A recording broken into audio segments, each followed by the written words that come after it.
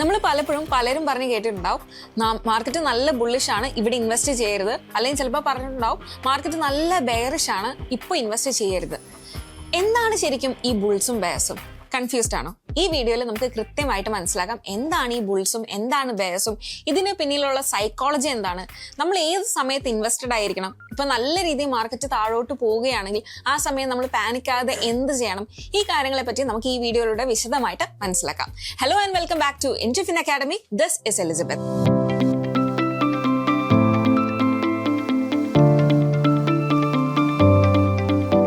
ആദ്യം തന്നെ എന്താണ് ഈ പറയുന്ന ബുള്ളിഷ്നെസ് അല്ലെങ്കിൽ എന്താണ് ഈ പറയുന്ന ബെയറിഷ്നെസ്? ശരിക്കും പറഞ്ഞാൽ ബുള്ളിഷ്നെസ് എന്ന് പറയുകയാണെങ്കിൽ അല്ലെങ്കിൽ ബുൾ മാർക്കറ്റ് എന്ന് പറയുന്നത് നമ്മുടെ ഏറ്റവും ലാസ്റ്റ് ഉണ്ടാക്കിയ ലോയിൽ നിന്ന് ഒരു 20% മാർക്കറ്റ് മുകളിലോട്ട് പോവുകയാണെങ്കിൽ, ഓക്കെ, ഒരു ലോയിൽ നിന്ന് ഏറ്റവും ലാസ്റ്റ് ലോയിൽ നിന്ന് മാർക്കറ്റ് ഒരു 20% മുകളിലോട്ട് പോവുകയാണെങ്കിൽ നമുക്ക് പറയാം ബേസിക്കലി മാർക്കറ്റ് ഒരു ബുൾ മാർക്കറ്റ് ആയി കഴിഞ്ഞിരിക്കുന്നു എന്ന് നമുക്ക് പറയാം. അതായത് നല്ല രീതിയിൽ പ്രൈസ് കൂടുന്നുണ്ട് എന്ന് നമുക്കിവിടെ മനസ്സിലാക്കാനായിട്ട് സാധിക്കുന്നതാണ്. ഇനി എന്തുകൊണ്ടാണ് നമ്മൾ ഇതിനെ ബുൾസ് എന്ന് പറയുന്നത് അല്ലെങ്കിൽ ബുൾ മാർക്കറ്റ് എന്ന് പറയുന്നത്? ശരിക്കും പറഞ്ഞാൽ നമ്മൾ ഈ ആനിമൽസിന്റെ അറ്റാക്കിംഗ് സ്റ്റൈൽ ഒന്ന് നോക്കിയാൽ മതി. ഇപ്പൊ ബുൾസിന്റെ അറ്റാക്കിംഗ് സ്റ്റൈൽ എന്ന് പറയുന്നത് എന്താ? അവരുടെ ഹോൺസ് കൊണ്ട് കുത്തി ഇങ്ങനെ എനിമീസിനെ മുകളിലോട്ട് കൊണ്ടുപോവാണ്. ഇതുപോലെ തന്നെയാണ് നമ്മുടെ ബുൾ മാർക്കറ്റിലും വരുന്നത്.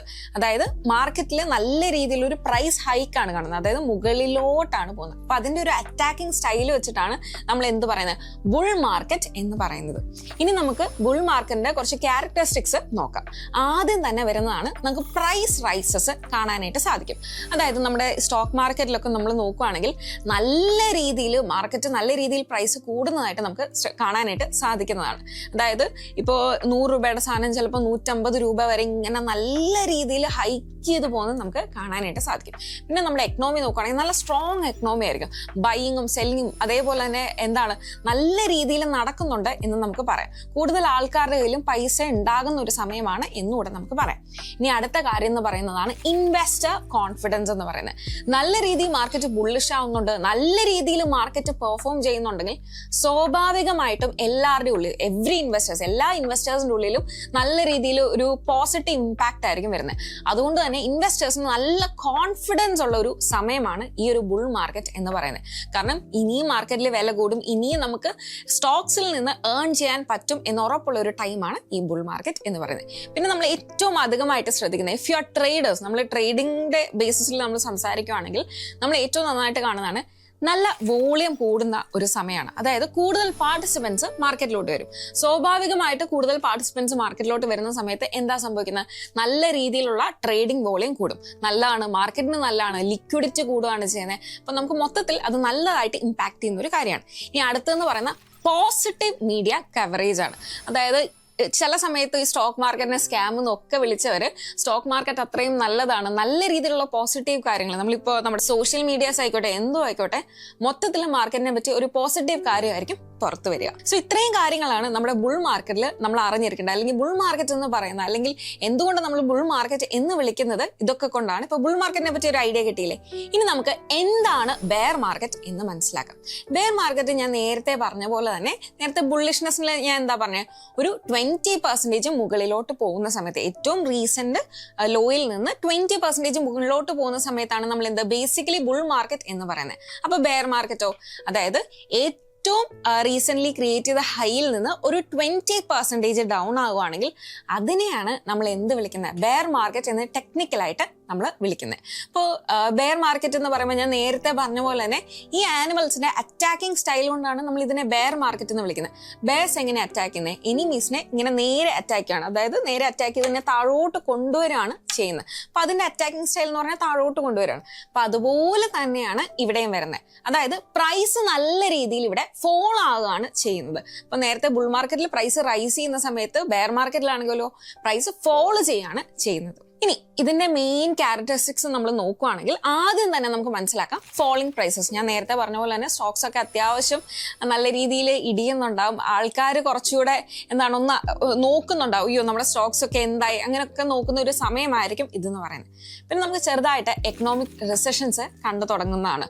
അതായത് നമ്മുടെ സ്റ്റോക്ക് മാർക്കറ്റിനെ എഫക്ട് ചെയ്യുന്ന കാര്യങ്ങൾ നമ്മൾ പുറമെ എഫക്ട് ചെയ്യുന്നുണ്ടാവും. ചിലപ്പോൾ ജോബ് കട്ട്സ് അങ്ങനെയുള്ള മേജർ കുറേ കാര്യങ്ങൾ നടക്കുന്നുണ്ടാവും. പിന്നെ ഏറ്റവും മേജറായിട്ട് നമ്മൾ നോക്കുകയാണെങ്കിൽ ഇൻവെസ്റ്റേഴ്സ് കുറച്ച് പെസിമിസ്റ്റിക് ആവും. അതായത് നേരത്തെ ബുൾ മാർക്കറ്റിൽ അവർക്കുണ്ടാവുന്ന ഒരു ശുഭാപ്തി വിശ്വാസം ഉണ്ടായിരുന്നു. അത് ബെയർ മാർക്കറ്റിൽ വരുന്ന സമയത്ത് പോകും.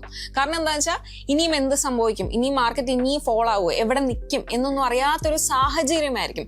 അതുകൊണ്ട് തന്നെ കുറെ നമ്മളെ പോലുള്ള റീറ്റെയിൽ ഇൻവെസ്റ്റേഴ്സ് ആയിക്കോട്ടെ, ഇവരെല്ലാവരും കുറച്ചുകൂടെ ഓക്കെ മാർക്കറ്റ് ഇനി എന്താവും എന്നുള്ളൊരു പെസിമിസ്റ്റിക് കാര്യത്തിലായിരിക്കും നിൽക്കുന്നത്. ഇനി ഇത് താഴോട്ടായിരിക്കും പോകുന്നത്, അങ്ങനെ ഒരു വിശ്വാസത്തിൽ നിൽക്കുന്നതായിരിക്കും കൂടുതൽ ആൾക്കാർ. അടുത്ത് നമ്മൾ കാണുന്ന ലോ ട്രേഡിംഗ് വോളിയാണ്. അതായത് നമ്മൾ ബുൾ മാർക്കറ്റിന്റെ സമയത്ത് നല്ല രീതിയിൽ ആൾക്കാർ മാർക്കറ്റിലോട്ട് കടന്നു വരുമായിരിക്കും ചെയ്യുന്നത്. പക്ഷെ ബെയർ മാർക്കറ്റ് ഉള്ള സമയത്ത് കൂടുതൽ ആൾക്കാർ മാർക്കറ്റിൽ നിന്ന് വിട്ടു നിൽക്കാറുണ്ട്. എസ്പെഷ്യലി നമ്മൾ ഈ പൊസിഷണൽ ട്രേഡേഴ്സ്, സ്വിംഗ് ട്രേഡേഴ്സ് എന്നൊക്കെ പറയത്തില്ലേ, ഇവരൊക്കെ മാർക്കറ്റിൽ നിന്ന് ഒന്ന് വിട്ടു നിൽക്കും. കാരണം എന്താ വെച്ചാൽ ഇവര് കൂടുതലും ഈ ഷോർട്ട് ടേമിൽ പൈസ ഏൺ ചെയ്യുന്ന ആൾക്കാരാണ്. അപ്പൊ മാർക്കറ്റ് ഇങ്ങനെ ഫോളോ ആയിക്കൊണ്ടിരിക്കുന്ന സമയത്ത് കൂടുതൽ ആൾക്കാർ മാർക്കറ്റിൽ നിന്ന് വിട്ടു നിൽക്കുകയായിരിക്കും ചെയ്യുന്നത്. അതുകൊണ്ട് തന്നെ നമുക്ക് പറയാം മാർക്കറ്റിൽ ഒരു ഓവറോൾ വോളിയത്തിൽ കുറച്ച് കുറവുണ്ടായിരിക്കും, നമ്പർ ഓഫ് പാർട്ടിസിപ്പൻസ് കുറച്ച് കമ്പാരിറ്റീവ്ലി കുറവായിരിക്കും എന്ന് നമുക്ക് മനസ്സിലാക്കാവുന്നതാണ്. ഇനി മീഡിയയുടെ കാര്യം പറയുമ്പോഴാണ് നമുക്ക് ഒരു നെഗറ്റീവ് മീഡിയ കവറേജ് ഉണ്ടാവും. അതായത് മാർക്കറ്റ് എല്ലാം ഫോളോ ആവാണ്, ചിലർ പറയുന്നുണ്ടാവും നിങ്ങൾ എല്ലാം സെല്ല് ചെയ്ത് പോകും. അങ്ങനത്തെ ചിലപ്പോൾ ഒരു നെഗറ്റീവ് ഷെയ്ഡ് മാർക്കറ്റിന് വരുന്ന ഒരു സമയമായിരിക്കും ഈ ബെയർ മാർക്കറ്റ് എന്ന് പറയുന്നത്. പക്ഷെ നമ്മളിവിടെ എപ്പോഴും മനസ്സിലാക്കേണ്ട കാര്യം എന്ന് പറയുന്നത് ഈ ബുൾ മാർക്കറ്റും ബെയർ മാർക്കറ്റും ഒരു ഫേസ് ആണ്. ഇത് രണ്ടും ഇങ്ങനെ മാറി മറിഞ്ഞും ഒക്കെ വന്നുകൊണ്ടിരിക്കും. അപ്പോൾ നമ്മൾ ഒരിക്കലും ബുൾ മാർക്കറ്റ് ആണ് എന്ന് വിചാരിച്ച് ഇൻവെസ്റ്റ് ചെയ്യാം, ബെയർ മാർക്കറ്റ് ആണ് എന്ന് വിചാരിച്ച് ഇൻവെസ്റ്റ് ചെയ്യാം, അങ്ങനെയല്ല വേണ്ടത്. നമ്മൾ എപ്പോഴും ഇൻവെസ്റ്റഡ് ആയിരിക്കുക എന്നുള്ള കാര്യമാണ് നമ്മൾ എപ്പോഴും ശ്രദ്ധിക്കേണ്ടത്. ഇപ്പൊ നിങ്ങൾക്ക് ബുൾ മാർക്കറ്റും ബെയർ മാർക്കറ്റും എന്താണെന്ന് വളരെ കൃത്യമായിട്ട് ഒരു ഐഡിയ കിട്ടിയില്ലേ? ഇനി നമുക്ക് ഇതിന്റെ ഒരു സൈക്കോളജി മനസ്സിലാക്കാം. ബുൾ മാർക്കറ്റിന്റെ സൈക്കോളജി എന്താണ്, ബെയർ മാർക്കറ്റിന്റെ സൈക്കോളജി എന്താ എന്ന് നമുക്ക് മനസ്സിലാക്കാം. ആദ്യം തന്നെ ബുൾ മാർക്കറ്റ് തുടങ്ങുന്ന സമയത്ത് സ്വാഭാവികമായിട്ടും ആദ്യം വരുന്നത് ഒരു ഹോപ്പ് ആയിരിക്കും. അതായത് പ്രൈസ് എല്ലാം ഒരു ക്രാഷിന് ശേഷം നന്നായിട്ടൊന്ന് സ്റ്റാർട്ട് ചെയ്ത്, അതായത് റൈസ് ചെയ്ത് തുടങ്ങുന്നുണ്ട്. അപ്പൊ നമുക്കൊരു ഹോപ്പ് വരികയാണ്, ഓക്കെ പ്രൈസ് കയറുന്നുണ്ട്, ഇനിയും ക്രാഷിൽ നിന്ന് നമ്മൾ രക്ഷപ്പെടുന്നുണ്ട് എന്ന് നമുക്ക് തോന്നുന്ന ഒരു സമയമാണ്. ഇനി അടുത്ത ഒരു സ്റ്റേജ് എന്ന് പറയുന്നതാണ് ഒപ്റ്റിമിസം എന്ന് പറയുന്നത്. കൂടുതൽ ആൾക്കാരും എന്ത് ചെയ്യാൻ പറ്റും, ഇതെല്ലാം നോട്ടീസ് ചെയ്യാൻ തുടങ്ങും. അതായത് മാർക്കറ്റ് കയറുന്നുണ്ട് എന്ന് നോട്ടീസ് ചെയ്യാൻ തുടങ്ങിയിട്ട് പതിയെ വാങ്ങുവാനായിട്ട് സ്റ്റാർട്ട് ചെയ്യാണ് ചെയ്യുന്നത്. പിന്നെ അടുത്തത് വരുന്നതാണ് ബിലീഫ്. അതായത് കൂടുതൽ ആൾക്കാർ വാങ്ങുന്ന സമയത്ത് കൂടുതൽ ഇൻവെസ്റ്റേഴ്സും ഫ്ലഡും ചെയ്യും. ഓക്കെ മാർക്കറ്റ് നന്നായിട്ട് കയറുന്നുണ്ട്, ചിലപ്പോൾ കുറെ പുതിയ ഇൻവെസ്റ്റേഴ്സ്, ഒരുപാട് റീറ്റെയിൽ ഇൻവെസ്റ്റേഴ്സ് ഇതിലോട്ട് വരാനുള്ള സാധ്യതയുണ്ട്. പിന്നെ നമുക്ക് കണ്ടുവരുന്ന ഏറ്റവും വലിയ കാര്യമാണ് മണി മേക്കിംഗ് ഭയങ്കര ഈസി ആയിട്ട് തോന്നും. അപ്പോൾ ഒരു ത്രിൽ സ്റ്റേജ് ആയിരിക്കും വരുന്നത്. ഓക്കെ എല്ലാവരും നല്ല രീതിയിൽ പൈസ ഉണ്ടാക്കുന്നുണ്ടെന്നാൽ ഞാനും പോയി ഇൻവെസ്റ്റ് ചെയ്യാം, നല്ല രീതിയിൽ പൈസ ഉണ്ടാക്കാൻ പറ്റും, ഭയങ്കര ത്രില്ലിംഗ് ഒരു സ്റ്റേജിലായിരിക്കും പിന്നെ എത്തി നിൽക്കുക. ഇനി പറയുന്ന ഒരു സ്റ്റേജ് എന്ന് പറയുന്നത് അത്ര രസമുള്ള കാര്യമല്ല, യൂഫോറിയ എന്നാണ് നമ്മൾ ഇതിന് പറയുന്നത്. അതായത് പീക്ക് മാഡ്നസ് ആണ്. ചിലർ ക്വിറ്റ് ചെയ്ത് ഫുൾ ടൈം ട്രേഡിങ്ങിലോട്ട് ഇറങ്ങും, എവിടെ ഇട്ടാലും പൈസ കിട്ടും, ഇത് തന്നെയാണ് ഏറ്റവും വലിയ ഓപ്പർച്യൂണിറ്റി, ഇതാണ് ഗോൾഡ് മൈൻ എന്ന് വിശ്വസിക്കുന്ന ഒരു സമയം വരും. ഇനി ഇതെല്ലാം കഴിഞ്ഞിട്ട് ഇത് തിരിയുന്ന ഒരു സാഹചര്യം കൂടെ ഉണ്ടാവും എന്ന് നമ്മൾ മനസ്സിലാക്കേണ്ടതാണ്. അതാണ് നമ്മുടെ ബെയർ മാർക്കറ്റിന്റെ ഒരു സൈക്കോളജി എന്ന് പറയുന്നത്. ആദ്യം തന്നെ ഇത് എല്ലാവരും വിശ്വസിക്കുന്നത് ഓക്കെ ഇത് ചെറിയൊരു ഡിപ്പാണ്, ഇനി ഇത് തിരിച്ച് കയറി വരും. അതായത് മാർക്കറ്റ് ഈ നല്ലൊരു ഹൈപ്പിൽ നിന്ന് ഒന്ന് താഴോട്ട് വരുന്ന സമയത്ത്, അല്ലെങ്കിൽ ഒരു റീസെന്റ് ഹൈയിൽ നിന്ന് താഴോട്ട് വരുന്ന സമയത്ത് ഇല്ല ചെറിയ ഡിപ്പാണ്, ഇനി ഇതെന്തായാലും തിരിച്ച് കയറും, നമുക്ക് ഇത് പേടിക്കാനൊന്നുമില്ല, നമ്മൾ കുറേയും കൂടെ പൈസ ഇൻവെസ്റ്റഡ് ആയിരുന്നാൽ മതി, അങ്ങനത്തെ ഒരു തോട്ട് ആയിരിക്കും നമുക്ക് ആദ്യം വരിക. പിന്നെ നമ്മൾ കൂടുതൽ ഒരു ആങ്ഷ്യസ് ആവുന്ന ഒരു സ്റ്റേജിലോട്ടായിരിക്കും പോകുന്നത്. അതായത് എന്താ ഇത് തിരിച്ച് കയറാത്ത, കുറെ ഒരു ആങ്സൈറ്റി ആയിരിക്കും, അയ്യോ മാർക്കറ്റ് തിരിച്ച് കയറുന്നല്ലോ, വീണ്ടും ഫോൾ ആവുകയാണല്ലോ, അങ്ങനത്തെ ഒരു തോട്ടായിരിക്കും നമുക്ക് എല്ലാവർക്കും വരുന്നത്. പിന്നെ നടക്കുന്ന ഒരു സ്റ്റേജ് ആയിരിക്കും ഡിനയൽ എന്ന് പറയുന്നത്. ഓക്കെ ഇത് ജസ്റ്റ് ടെമ്പററി ആണ്, ഇനി ഇതിലും കൂടുതലൊന്നും ഫോൾ ആവത്തില്ല, ഫോളൊക്കെ ആവുന്നുണ്ട് എന്നാൽ പോലും ഇത് ടെമ്പററി ആണ്, എന്തായാലും കുറച്ച് നാളിനുള്ളിൽ തന്നെ മാർക്കറ്റ് തിരിച്ച് കയറും എന്ന് ഉറപ്പിച്ച് നിൽക്കുന്ന ഒരു സമയമായിരിക്കും. ഇതൊക്കെ കഴിഞ്ഞിട്ടായിരിക്കും നമ്മൾ ഒരു പാനിക് സിറ്റുവേഷൻ വരുന്നത്. നമ്മൾ വിചാരിച്ച പോലെ മാർക്കറ്റ് തിരിച്ച് കയറുന്നില്ല, പിന്നെ നമ്മൾ വിചാരിക്കും അയ്യോ വേണ്ട ഞാൻ എല്ലാം സെല്ല് ചെയ്യാം, എനിക്ക് എല്ലാം നഷ്ടമാകുന്നതിന് മുമ്പ് സെല്ല് ചെയ്യാം എന്ന് വിചാരിച്ച് ചിലപ്പോൾ നമ്മൾ സെല്ല് ചെയ്യുന്ന ഒരു സമയത്തിലോട്ടായിരിക്കും നമ്മൾ വരുന്നത്. അടുത്തൊരു സ്റ്റേജ് ആണ് ക്യാപിറ്റലേഷൻ. അതായത് ഇൻവെസ്റ്റിംഗ് എന്ന് പറയുന്നത് ഭയങ്കര സ്റ്റുപ്പിഡ് ആയിട്ടുള്ള കാര്യമാണ്, ഞാൻ ഇനി ഇതൊരിക്കലും ചെയ്യില്ല എന്ന് പറഞ്ഞ് നമ്മളെ വിശ്വസിപ്പിക്കുന്ന ഒരു സാധനം, നമ്മളെല്ലാം എക്സിറ്റ് ചെയ്തിട്ടുണ്ടാവും, എന്നിട്ട് ഇരിക്കുന്ന ഒരു സമയമാണ്. ഇനി ഇൻവെസ്റ്റ് ചെയ്യുന്നവരെയും കൂടെ നമ്മൾ എന്ത് ചെയ്യും, നിരാശപ്പെടുത്തുന്ന ഒരു സമയമായിരിക്കും ഇതെന്ന് പറയുന്നത്. ഇനി അടുത്ത ഒരു സ്റ്റേജ് എന്ന് പറയുന്നതാണ് ഏറ്റവും വേഴ്സ്റ്റ് സ്റ്റേജ്, ഡിസ്പെയർ. എല്ലാം ഒരു റോക്ക് ബോട്ടം എത്തും. അതായത് ഈ ബെയർ മാർക്കറ്റിന്റെ അവസാനം എന്ന് നമുക്ക് പറയാം. അതായത് നല്ലൊരു ഫോള് വന്നിട്ട് ഒരു അവസാനത്തിൽ ഇത് നിൽക്കുകയാണ്. ഇവിടാണ് ശരിക്കും സ്മാർട്ട് പ്ലെയേഴ്സ് വരുന്നത്. അവിടാണ് ഇവർ ബൈ ചെയ്ത് തുടങ്ങുന്ന ഒരു സ്റ്റേജ് എന്ന് പറയുന്നത്. അപ്പൊ ഇതെന്ന് പറയുന്നത് നമ്മൾ എപ്പോഴും മനസ്സിലാക്കാൻ, ഞാൻ നേരത്തെ പറഞ്ഞ പോലെ ഇതൊരു സൈക്കിളാണ്. ബെയർ മാർക്കറ്റ് വന്നു എന്ന് പറഞ്ഞ് മാത്രം നമ്മൾ എക്സിറ്റ് ചെയ്യേണ്ട കാര്യമില്ല. ആകെ കൂടി ശ്രദ്ധിക്കേണ്ട ഏറ്റവും ഒരു പെന്നി സ്റ്റോക്ക് പോലത്തെ ഏറ്റവും ഒരു ആരും കേട്ടിട്ടില്ലാത്ത സ്റ്റോക്കിൽ പോയി ഇൻവെസ്റ്റ് ചെയ്തിട്ട് ഇത് ബെയർ മാർക്കറ്റ് ആണെന്ന് വിചാരിക്കരുത്. പക്ഷെ നമ്മൾ നല്ല ഫണ്ടമെന്റൽസ് ഒക്കെയുള്ള സ്റ്റോക്കിലാണ് ഇൻവെസ്റ്റ് ചെയ്തതെങ്കിൽ എപ്പോഴും മനസ്സിലാക്കുക ഇതൊരു സൈക്കിൾ തന്നെയാണ്. നമുക്ക് ഇനിയും മാർക്കറ്റ് അത് ബുള്ളിഷ് ആവാനുള്ള സാധ്യതകളുണ്ട്. മാർക്കറ്റ് ബുള്ളിഷ് ആവുന്ന സമയത്ത് നമ്മൾ അതുപോലെ തന്നെ പ്രോഫിറ്റ്സിൽ എക്സിറ്റ് ചെയ്യാനും ശ്രമിക്കേണ്ടതുണ്ട്. എപ്പോഴും മനസ്സിലാക്കേണ്ട വേറൊരു കാര്യമാണ്, ഏറ്റവും താഴെ നിന്നേ ഞാൻ വാങ്ങുള്ളൂ എന്ന് വിചാരിക്കരുത്, ഏറ്റവും മുകളിൽ നിന്നേ ഞാൻ വിൽക്കുള്ളൂ എന്ന് വിചാരിക്കരുത്. ഇത് രണ്ടും സാധ്യമായിട്ടുള്ള കാര്യമല്ല. ഇനി നമ്മൾ ബുൾ മാർക്കറ്റിൽ ശ്രദ്ധിക്കേണ്ട കുറച്ച് സ്ട്രാറ്റജീസ് ഞാൻ പറഞ്ഞുതരാം. അതായത് എപ്പോഴും നമ്മൾ ഇൻവെസ്റ്റഡ് ആയിട്ടിരിക്കുക. അതായത് നമ്മൾ ഒരു ഗ്രോത്ത് കാണുന്ന ഉടനെ തന്നെ കംപ്ലീറ്റ്ലി എക്സിറ്റ് ചെയ്യാതിരിക്കുക. അതായത് നമ്മൾ ഒരു പെർഫോം ചെയ്ത് ഒരു 5% കൂടുമ്പോൾ തന്നെ മതി എന്ന് പറഞ്ഞ് എക്സിറ്റ് ചെയ്യാതിരിക്കുക. നമ്മൾ ആ മൊമെന്റം ഫുള്ളി ഒന്ന് ക്യാപ്ചർ ചെയ്യാൻ ശ്രമിക്കുക. ഫുള്ളി അല്ലെങ്കിൽ പോലും നമ്മളൊന്ന് പാർഷ്യലി ആയിട്ട് മാത്രം എക്സിറ്റ് പ്ലാൻ ചെയ്യുക. ഒരു 5% കയറി എന്ന് വിചാരിച്ച് മാത്രം നമ്മൾ ഫുള്ളി എക്സിറ്റ് ചെയ്ത് പോകാതെ ഇരിക്കുക. ഇപ്പോൾ ഗ്രോത്ത് സ്റ്റോക്സ് ആണെങ്കിൽ നല്ല രീതിയിൽ ഔട്ട് പെർഫോം ചെയ്യാനുള്ള ഒരുപാട് ചാൻസസ് ഉണ്ട്. അപ്പോൾ ആ കാറ്റഗറിയിൽ വരുന്ന സ്റ്റോക്കുകളാണെങ്കിൽ കൂടുതൽ നാൾ നമുക്ക് ഹോൾഡ് ചെയ്യാവുന്നതാണ്. ഇനി പതിയെ പ്രോഫിറ്റുകൾ എടുത്തെടുത്ത് തുടങ്ങുക. നമ്മൾ ഞാൻ നേരത്തെ പറഞ്ഞ പോലെ ഏറ്റവും മുകളിൽ ചെന്നേ വിൽക്കുള്ളൂ എന്ന് വിചാരിക്കാതെ പതിയെ ചെറിയ പോർഷൻസുകൾ ടാർഗറ്റ് ആക്കി വെച്ച് ചെറുതായിട്ട് എക്സിറ്റ് ചെയ്ത് വരിക. അതായത് ഏറ്റവും മുകളിലോട്ട് പോയിട്ട് ഞാൻ ചെയ്യൂ എന്ന് വിചാരിക്കരുത്.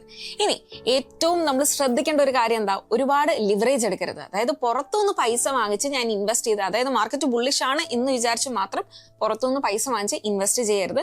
കാരണം ഇതേ സംഭവം റിവേഴ്സ് ചെയ്യുവാണെങ്കിൽ ആ പൈസ നമ്മളുടെ കയ്യിൽ നിന്ന് നഷ്ടപ്പെടുന്നതാണ്. അപ്പോൾ ഓവറായിട്ട് പുറത്തുനിന്ന് പൈസ വാങ്ങി ഇൻവെസ്റ്റ് ചെയ്യാതിരിക്കുക. അത് ഏറ്റവും കൂടുതൽ ശ്രദ്ധിക്കേണ്ട ഒരു കാര്യമാണ്. ഇനി നമ്മൾ ബെയർ മാർക്കറ്റിൽ ശ്രദ്ധിക്കേണ്ട കുറച്ച് കാര്യങ്ങൾ നമുക്ക് മനസ്സിലാക്കാം.